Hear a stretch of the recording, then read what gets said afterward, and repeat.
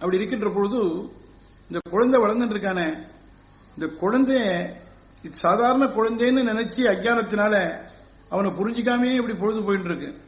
அவ்வப்பொழுது தான் கடவுள் தான் என்பதை இவன் காமிச்சுட்டு இருப்பான். இருந்தா கூட இவன் கடவுளுங்கிறத மறந்து போடும். அடிக்கடி இப்படி ஞாபகப்படுத்திட்டே இருப்பான். ஒரு நாளைக்கு இந்த பிள்ளை என்ன பண்றான்னா, இந்த 3 விதமான வரலாறு இங்க பார்க்கிறோம். பாகவதத்தில் ஒரு விதமாக இருக்கு, லீலாசுகர் என்பவர் கிருஷ்ண கர்ணாமிர்தத்தில் ஒரு தினசா சொல்றார், அதையே ஆழ்வார் சொல்ற போது வேறு தினசா சொல்றார். அதாவது பாகவதத்தில் ஒரு சமயம் யசோதை ஆய்ச்சி இந்த குழந்தையான கண்ணனை மடியில அமர்த்தி பாலூட்டி கொண்டிருந்தாள். அப்பொழுது இந்த குழந்தை கொட்டாயை விட்டான், வாயை திறந்தான். வாயை திறந்த போது அவன் வாய்க்குள்ளே அத்தனை உலகம் 7 உலகமும் கண்டாள். கண்டு ஆச்சரியம் அடைந்தாள் என்பது பாகவத வரலாறு. இந்த லீலாசுகர் என்பவர் என்ன சொல்றாருன்னா, கிருஷ்ண கர்ணாமிர்தத்தில் கிருஷ்ணன் அவனுடைய அண்ணன் பலராமன் 2 பேரும் விளையாடிட்டு இருந்தா.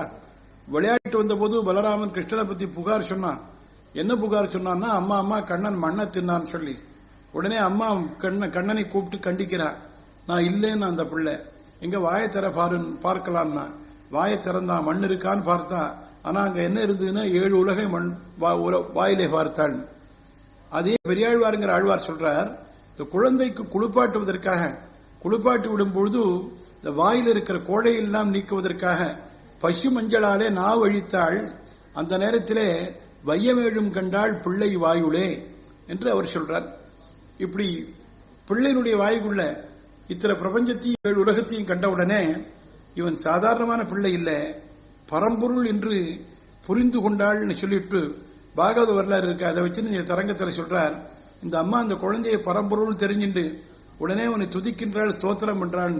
விசேஷமாக இதுக்கு ஒரு தரங்கம் பண்றாருங்க. கோவிந்த கட்டய பரம் ஆனந்தம் அமிர்தம் மிக ஸ்ரீநந்த தனய பகு யோகீந்திர சுரவினுத கோவிந்த கட்டய பரம் ஆனந்தம் அமிர்தம் மிக ஸ்ரீநந்த தனய பகு யோகீந்திர சுரவினுத்தம் கோவிந்தகடய பரமானந்தம் அமிர்தம் ஸ்ரீ நந்ததனயா பகு யோகீந்திர சுரவினுதா. நந்தகோபருடைய பிள்ளையாக பிறந்திருந்தாலும் யோகீந்திரர்கள் தேவதைகள் இவர்களாலே போற்றப்படுபவனே பரம்பொருளே என்றெல்லாம் அவனை ஸ்தோத்திரம் என்றார்.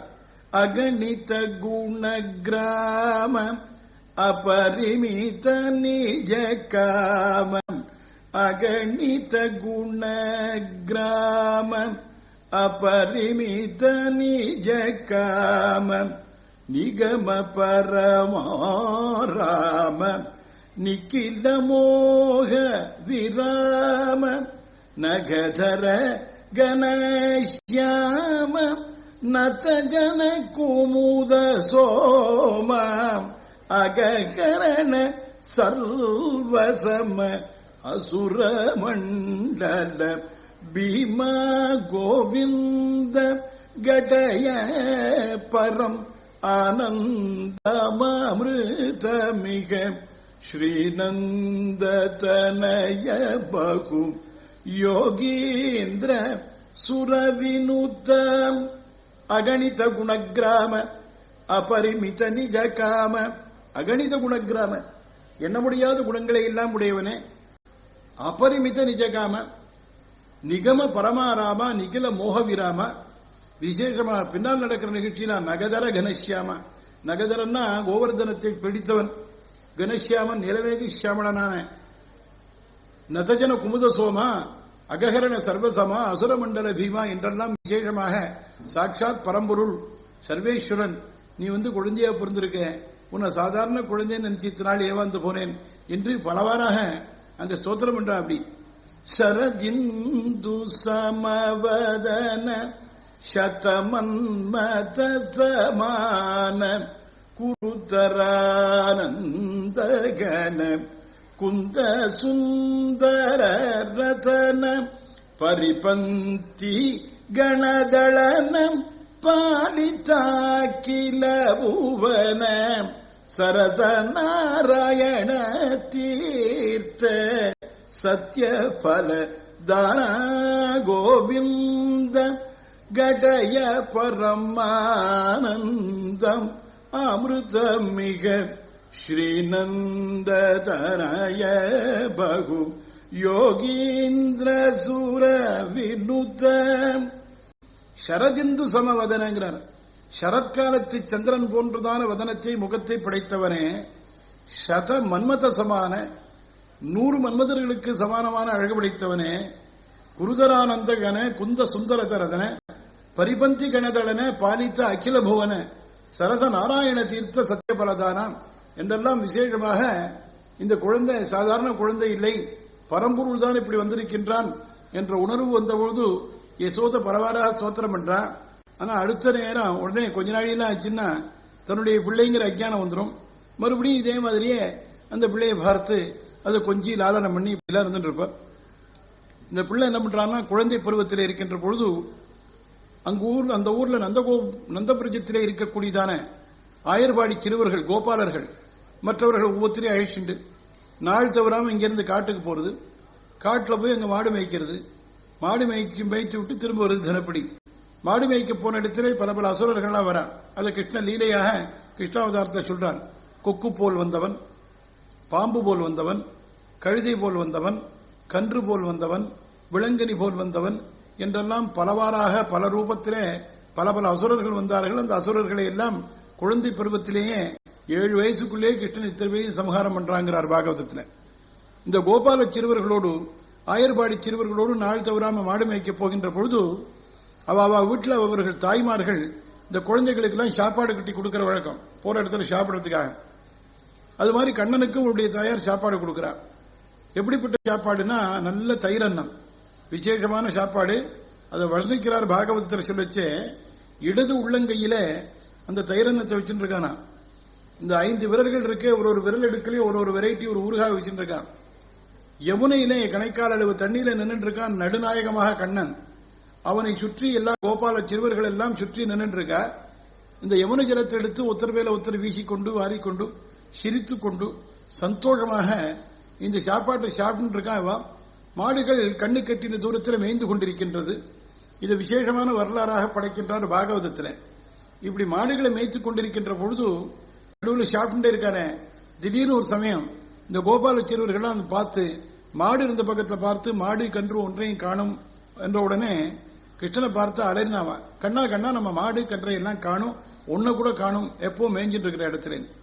சாதாரணமா அந்த மாடு கன்றுகள் என்ன பண்ணோம்னா கிருஷ்ணன் கண் பார்வையில் தான் இருக்கும், மேய்ஞ்சிட்டு இருக்கும்.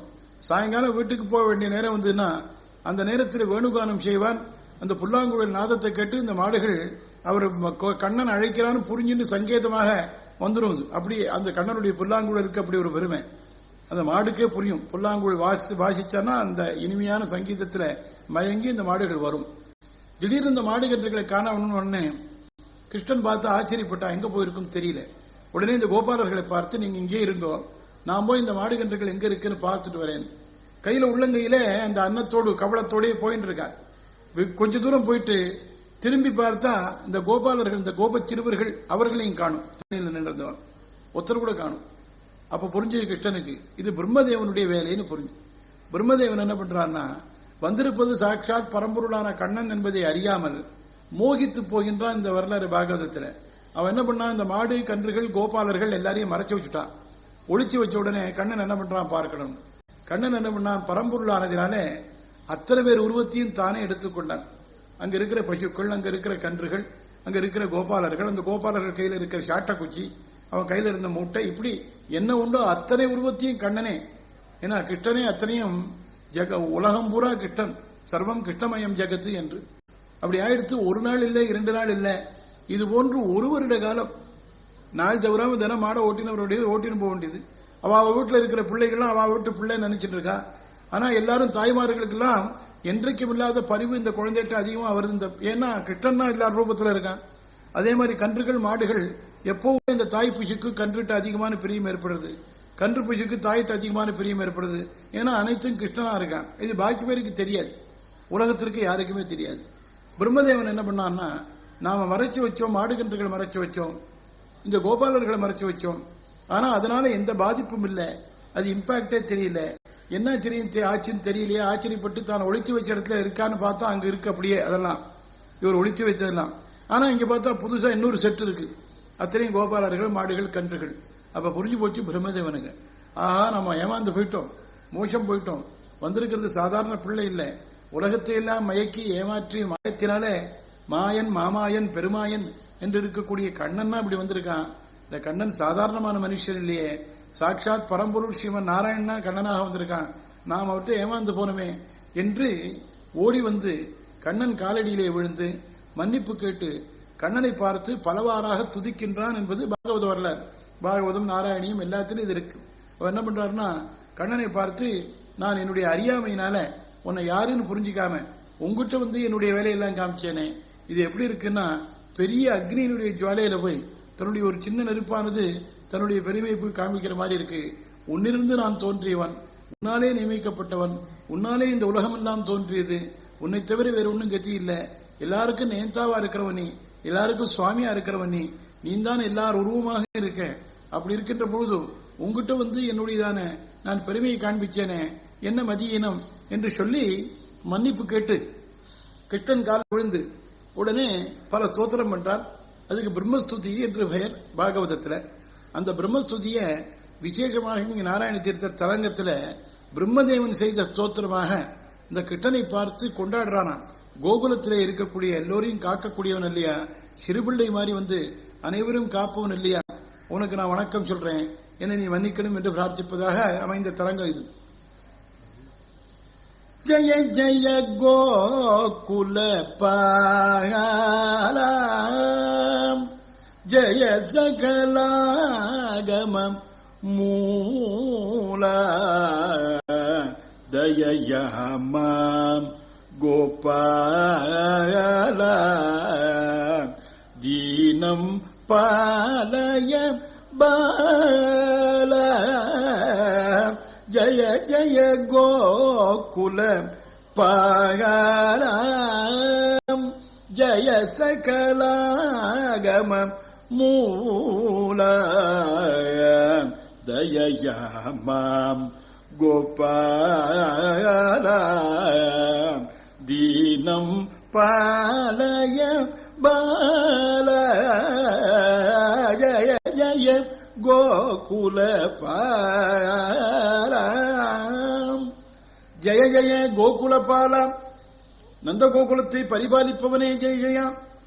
ஜெய சகல ஆகம மூலம், எல்லா விதமான ஆகமம்னா வேதம், அதற்கெல்லாம் மூலப்பொருளா இருப்பவனே.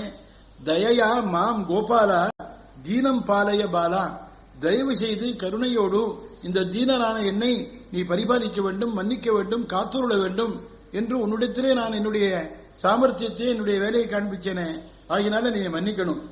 தேவமாயா ஆச்சரித்தம் ஈதம் தீனதியா அபராயாதம் ஸ்ரீவசுதா தவ கிருபயாம் கேவலமிக துனி ஜய ஜய கோகுல பாலம். தான் செய்த அபச்சாரத்தை சொல்றாருங்க. கடைசி 3-4 சரணம். இந்த கடைசி சரணத்துல இது யாரு சொன்னான், இப்படி யாரு பேசினாள், யாரு பாடினாள் என்று தன்னுடைய முத்திரை வைக்கச்சே, இது விதினா பரிகீதம்னா, விதினா பிரம்மதேவனுக்கு பேர். இந்த பிரம்மதேவனாலே பாடப்பட்டது. அதாவது அந்த பிரம்மதேவன் எப்படின்னா வேதத்தை எல்லாம் பகவானிடத்திலே உபதேசம் பெற்றவன் இல்லையா, அந்த வேதத்தை கற்றவனான பிரம்மதேவன் வாக்கிலிருந்து வந்தது இந்த கீர்த்தனை. இதை நான் நாராயண தீர்த்தன் நான் பாடுறேங்கிறேன். இதி விதி நாம் பரிகீதம் ஸ்ருதி வச்சசா ஹரிச்சரிதம் இதி விதி நாம் பரிகீதம் ஸ்ருதி வச்சசா ஹரிச்சரிதம் யதி நாராயண தீர்த்த கதிதம் யது குலபூஷண முதிதம் யதி நாராயண தீர்த்த கதிதம் யதுகுலபூஷண முதிதம் ஜய ஜயம் கோகுலபாயாராம் இது விதினா பரிகீதம் ஸ்ருதிவச்சசா ஹரிச்சரித்தம் இது விதினா பரிகீதம். இப்படி பாடியவன் யாருன்னா பிரம்மதேவன். யதி நாராயண தீர்த்த கதிதம் யதுகுலபூஷண முதிதம் என்று விசேஷமாக ஜெய ஜெய கோகுலபாலா ஜெய சகலாகமம் மூலா தயயா மாம் கோபாலா தீனம் பாலய பாலா என்று சகல ஆகமத்திற்கும் சகல வேதத்திற்கும் சகல சாஸ்திரத்திற்கும் மூலாதாரமாக இருப்பவனே, தயையோடு கருணையோடு என்னை நீ ரட்சிக்க வேண்டும். நான் செய்த அபச்சாரத்தை நீ மன்னித்துவிட வேண்டும். உன்னுடைய பெருமை புரியாமல் உன்னிடத்திலே வந்து நான் இப்படியெல்லாம் தகாத காரியம் செய்தேன் என்று பிரம்மதேவன் தன்னுடைய மோகம் தெளிந்து கிருஷ்ண பரமாத்மாவை வந்து சரணாகதி பண்ணி அவரிடத்திலே மன்னிப்பு கேட்டதாக அமைந்ததான தரங்கம் இது. இது பாகவதத்தில் இருக்கிறத அழியே அப்படியே பின்பற்றி இதை விசேஷமா பாடுறார். இது பைரவி ராகத்திலேயே தான் அநேகமா பாடுறா எல்லாரும். இது பைரவியில் அமைஞ்சிருக்கு.